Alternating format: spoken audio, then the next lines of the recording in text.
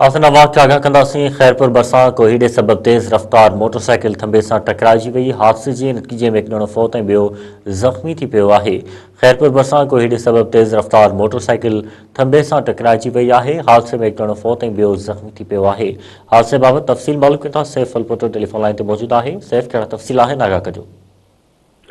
जी सामूरी सिंध जी हाँ खैरपुर में भी अॼु छहें ॾींहं कोयले जो राज बरक़रार रहियो। बिन सबब केतिराई जेको आहे सो हादसा पेश आया आहिनि। रोडनि ते ट्रैफिक बि जेको आहे सो उहा तमामु घणी जेका मुतासिर थी आहे। खैरपुर जे एसएचएम थाणे जी हद फैज़ाबाद कॉलोनी भरिसां कोयले सबब तेज़ रफ़्तार मोटरसाइकिल थंबे सां टकराइजण सबब हिकु ॼणो थॾे ते फौत थी वियो, तंहिं हिकु ॼणो सख़्तु ज़ख़्मी थी पियो, जंहिंखे सिविल अस्पताल खैरपुर सां मुंतक़िल कयो वियो। फैज़ाबाद कॉलोनी भरिसां तेज़ रफ़्तार मोटरसाइकिल थंबे सां टकराइजण सबब नौजवान अब्दुल वाहिद पुत्र मोहम्मद उर्स कलोड़ो मौके ते ई फौत थी वियो, जॾहिं त गुलशन अली कलोड़ो सख़्तु ज़ख़्मी थी पियो। मौके ते मौजूदु माण्हुनि फौतीअ जो लाश ऐं ज़ख़्मी खे सिविल अस्पताल खैरपुर मुंतक़िल कयो, जितां ज़रूरी कार्रवाई बाद फौतीअ जो लाश संदन वारसनि हवाले कयो वियो। फौतीअ जो लाश संदसि घर पहुचण ते संदसि घर में तोड़ाम मची विया, जॾहिं त ज़ख़्मी जो इलाज सिविल अस्पताल खैरपुर में जारी आहे।